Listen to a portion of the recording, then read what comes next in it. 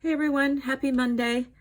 How about a flip through of my art journal journey? I've been trying to think of ways to get started again on a daily art journal practice.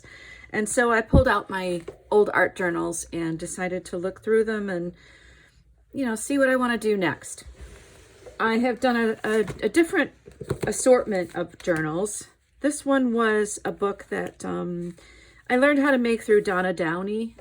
It's a fabric cover. And it's just random cardstock and envelopes and little pieces of paper that are bound together with just a pamphlet stitch.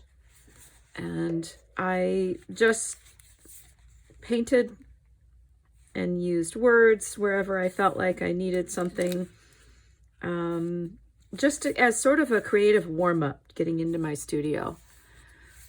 So this was officially my first one. And I would get inspiration everywhere. I went to a shop and there was a rug on the for the floor of like a patio rug, and this was the pattern. And so I thought that would be kind of cute to mimic that. We were going through something very difficult, and this quote meant something to me, so I painted the forest. This was an experiment on black paper. This is black gesso. This is not watercolor, even though it looks like watercolor. It's actually watered down acrylic paint so that it's permanent when it dries, but it washes on like watercolor. And then the white pen over the black is really striking. This is wrapping paper that I just sort of added some doodles to and then followed that color scheme across the page. This was playing with some crackle texture paste.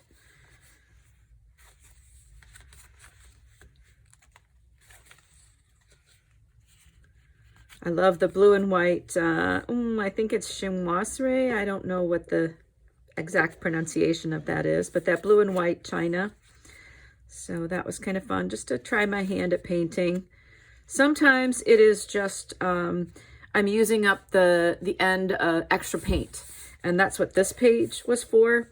I just had slapped on the extra paint. I had a lot of the extra pink and magenta, and I just decided to paint some flowers.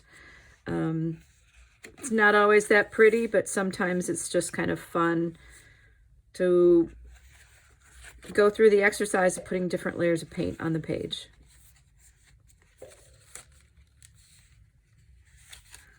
And yep, sometimes the art's messy, life is messy too.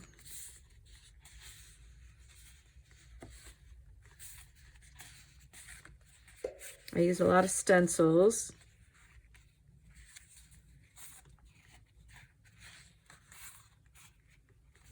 And this was a book that my daughter was reading, and I loved the cover so much I had to make one myself. So this was from like a coaster from a restaurant that we went to, and I thought that was so cool. I had to draw that. This was a fun image. And this was a surprise. This last page, I just started trying my hand at painting a hydrangea vase, and I actually used that image for my business cards. I loved it so much. So that was my first art journal, and that took me until January of 2018. About the same time I was doing this one, which is just folded cardstock with paint scraped onto it. And I used this one for quotes. This is in December of 2017. Some hand drawing, some watercolor. It was meant to be just a very quick thing to capture words and to doodle a little bit. And I really kind of fell in love with how this one came together. It was usually very quick. This is one of my favorite pages. This camera is a stencil, and I loved how that came out. This one was another fun one. Some of the words just mean enough to me, so it doesn't really matter what the picture is. The succulents became kind of a theme. I liked drawing those.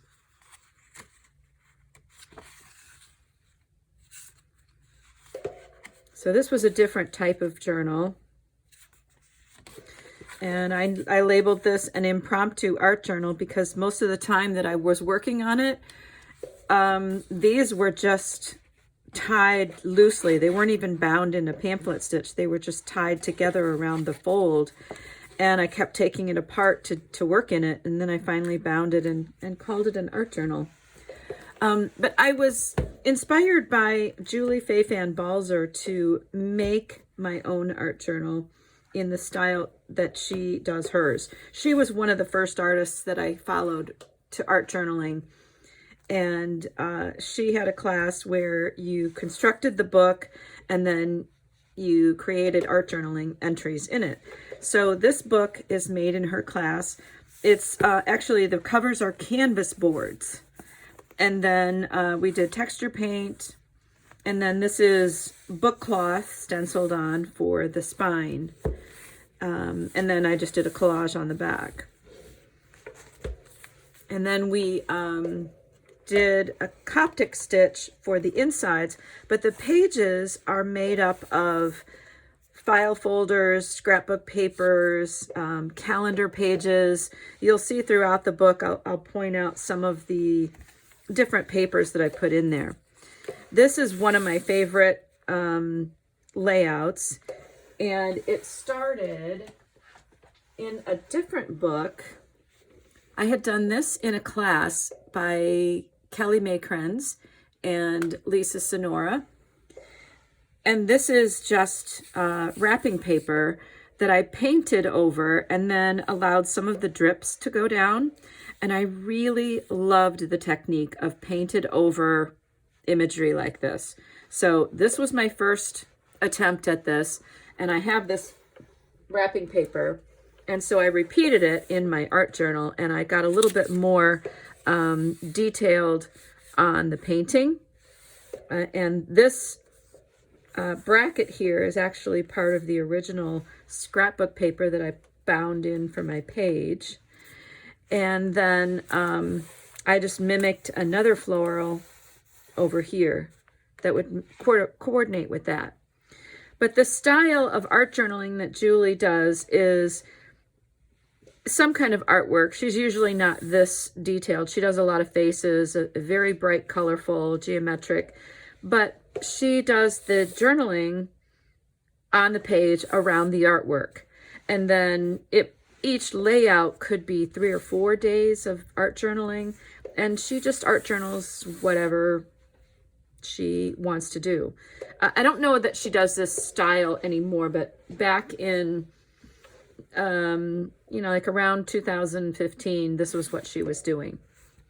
So some of mine is this way, where it's more than one day. Some of it is spread out, but the journaling is actually my art journey. I was very dedicated to showing up every day for this art journal as kind of a way of working through grief and healing. I had lost my son in the fall of 2016, and this book started in January of 2018. The prior book that I just showed was all of 2017. And this daily practice was getting me to show up for myself for art, and it was encouraging me to play and just honestly keep busy, keep occupied. This layout was kind of interesting. I had gotten some Tim Holtz Distress Oxides and was trying to figure out how to play with them because they're really kind of a different medium. And so I did some different things on tags and just decided to put them all in here. I have the directions for what I did on the back of each one. And I think they make a nice addition in here. Plus, it's kind of a cool reference. And then some of them are, just random. They might be runoff from a stencil or from paint on my palette. Some of them are not great. This is probably one of my very least favorite things. Some things are trying new products. Sometimes it's just an image that I might be playing around with. This was a rubber stamp, and I thought, oh, that would be kind of cute. And I liked the flower stencil, and then I tried the vines, and you know, some of them are very uncomplicated, and then others are very minimal entries and multiple entries on a page.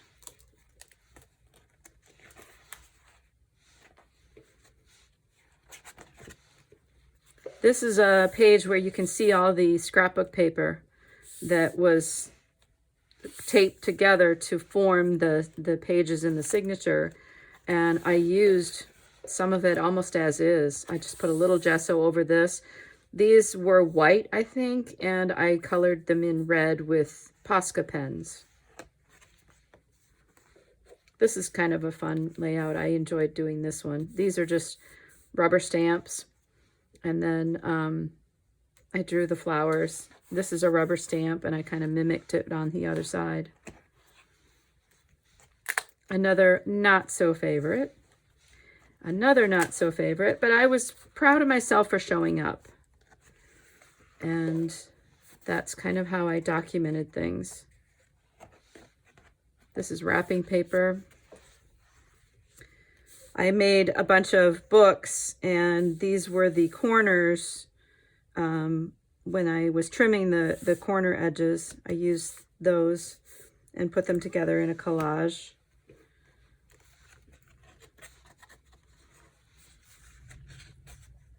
This was very fun. I came up with a real wonky way of making flowers. And I thought at first that, you know, it was going to just look really cartoonish. But that's kind of the point, and I really like them. So I have repeated that since then.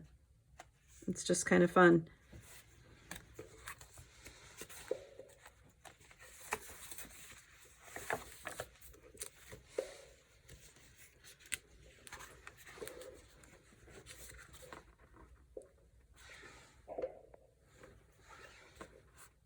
This was a journal cover that I liked the art on it, so I tried to draw that. This is from Danielle, no, not Danielle, Jane Davenport. The cover of her book has some of this similar design for girls, so I tried my hand at that. After a day of doing, you know, kind of ugly art, actually a few days of ugly art, I came in here and decided to draw, and this little cutie came out, and I still really love her. I just think she's so cute. And then more ugly art. This is me in kindergarten, my childhood home, supposedly. And then this page was inspired by this card. And I loved this card. So many elements of this card I love. The watercolor wash, the way that it looks like, you know, there's some line work in there, but there's also some detail, but a lot of pencil. And I loved the detail over a wash. And so I tried to do my hand in that.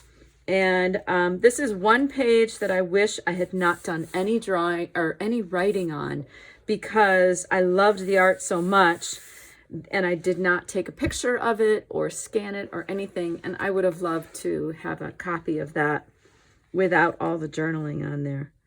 I guess I'll have to do it again sometime, but I thought it turned out really well. I was proud of it. And then this was just some fun paper piecing.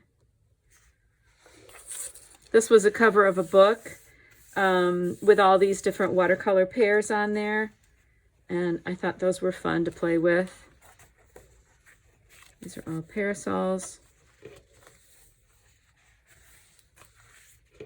And I think this was a greeting card that I just drew the picture of and painted it, and resisted the urge to do outlining or anything. I just tried to make the detail with the paint, and I like how that came out.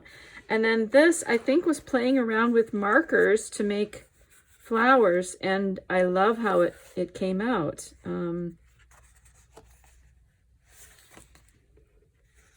then this was I think inspired by Robin Marie Smith. And then that filled that book. So I started a second one. Again, it's the book is made the same way as the first one, but I started filling it with more dimensional elements, and so this one got a little bit thick. But this one started in January of 2019, and I really was not as diligent about showing up in here, and I think it was because I was starting to make other artwork, and 2019 was a very busy year. My daughter was here in her last year of high school, so we were looking at a high school graduation and all the senior events, but also my son got married that year, and so it was a very busy year, and art just sort of had to take a back seat.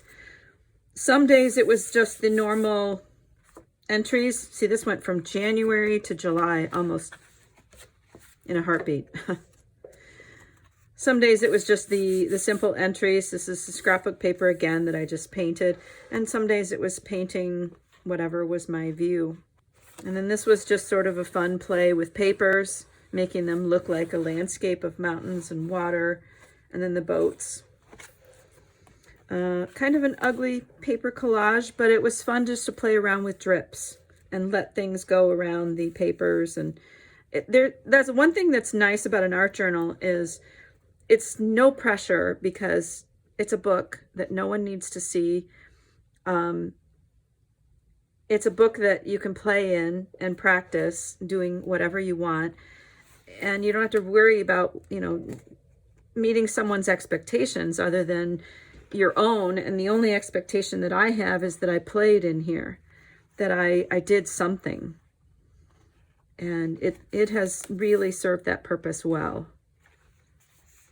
And I think it provided me with a springboard to get into other things like my altered book art and other painting and watercolor. So it has been a really good practice. Sometimes it's just swatching I think I got a new palette of watercolors and just played with that. Sometimes when we're on vacation, I have very limited supplies, so it works. And this was celebrating the week that my youngest went off to college. And this is a bird's nest that was in the wreath on my front door. And we took it off, and I had my husband take a picture so that I could do an art journal spread in here. And I made this nest and wrote a quote in there. And we didn't empty nest for very long because that was in fall of 2019. And we all know our life changed in the spring of 2020. So here's January 2020. 2020 vision, sure. This one's busy, but it was kind of fun to put together. This is the cover of a catalog, actually. And they always have great artwork. And here we are in March of 2020, in shelter at home and lockdown. And so houses came to mind. I was inspired by different artists. This was inspired by Lally Mill. This was a challenge for me to do some paper-only collage, paper and glue. And then I did accent some of it with markers just for shading. But it was very fun to do even things like the little grass blades and little mounds, to cut them out of paper. That was, I did enjoy that a lot. And then the background is paint and stencil, just for a little interest. This was just a mess playing with different inks. I think I was working out having some clogged sprayers, and so I ended up just spraying them in the book.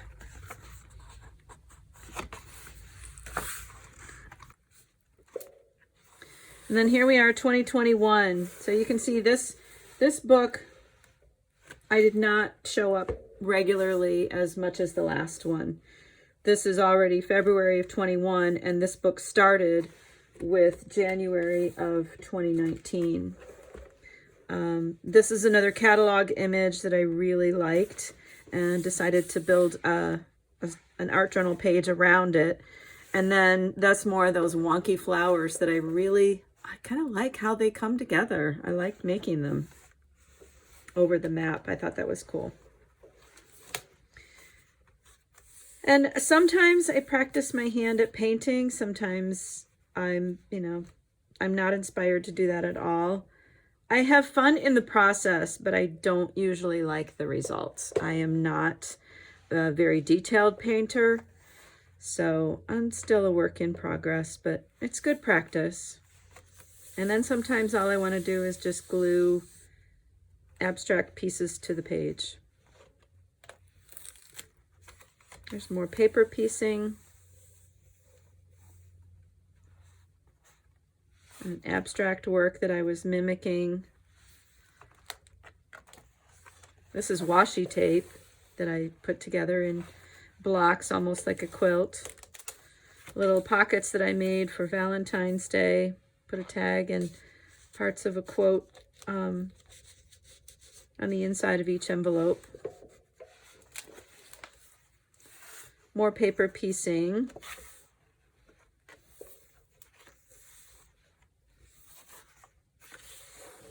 More texture paste, crackle texture, and napkins. And this was completely run off. The blue was just extra paint from another project, and I decided to stencil white on it and make it an art journal page. This one also was just a runoff from another project, and I really like a lot of elements to this page. I love the colors, this muted green and the other greens in there, but one thing that I like that would be hard to duplicate is the splatters and the splashes of color in the background. You can only achieve that through kind of serendipitous layers. And so it's a reminder to just let yourself play and not worry about the outcome, because this really did just start with brayering off extra paint that I was using from another project, even closing the book, and the splotches are probably wet paint that got closed into the book. And then stenciling white over it for some contrast. And then these butterflies are pieces of washi tape.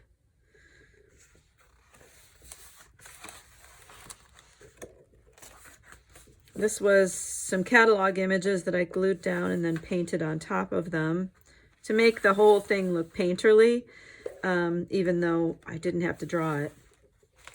This is collage paper with a crackle texture for the bricks. Sometimes I really didn't feel like doing anything. There's more quilt pieces. I think I was trying to just finish the book at this point. I'm very near the end. This was a piece of a calendar paper that I just left in there and wrote on top of it because there was so much clear space. This was more runoff paint that I just decided to play with. And, you know, there were some purple splotches here, and I decided to make them into a flower bush. So, on this one, I had said a bit of cast off leftover paint started this page, built up layer after layer of more leftovers. It became a garden wall. Funny how art works like that. Serious art comes from serious play. I don't really consider this serious art, but it is recognizable imagery created with intention, and that is serious enough. Keep showing up. If you're able to read anything in this book and the last one, you'll see that I use that phrase, keep showing up, very often. And it is because I work through the process of making something, and very often my inner dialogue is so critical that I wonder why I keep showing up. And then I get to the end, and there's usually something that I can pull out of it that was valuable. Either I like the finished work, or I feel better about the practice that I've been in. And so that keep showing up is really important for me to keep telling myself. And then some days are just really difficult. I think this was a day of another school tragedy. And I couldn't think of anything else to do besides rip paper and glue it to the page. And the next entry as well. This was a sad way to end an art journal, but it was also very important to me to recognize that in the midst of pain, I do turn to art. It allows me to get my thoughts straight. Sometimes it just allows me to process grief and loss and difficult emotions. And some days that is all we can do is tear paper and glue down the pieces and let our minds be focused on the process. So that is the end of that second art journal. I have not put another one together, and I'm not sure if I will do another one in the same format. I have so many books. If you followed me long, you know that I've made 70 some books last year. Many of those could be art journals, but I could also do more ready-made journals. This was a class that I took in person with Dina Wakely, and this is one of her watercolor journals, her art journals. And so I'd love to go back and do some of this similar work too, some of the lessons, and just have fun playing with paint and lettering and shapes and different shading. There's some exercises in here I was not so crazy about, but then I really liked this one. I liked how this guy came together. So there may be more of that kind of thing in my future. And then this almost looks like a frame piece of art. We did that on the jelly plate. And so that was kind of fun. So I may finish the rest of it. I should have finished it a long time ago. This was in 2019. So I've got some ideas, but I want to get back to an art journal practice, because it is an excellent warm-up. It may be better to do something like this one where it was just a very quick doodle and then quotes. But it is important for me to get back to a daily practice. I think it's a really valuable warm-up exercise for daily work. And I think that it's time for me to do that. So thanks for coming along. I will see you next time.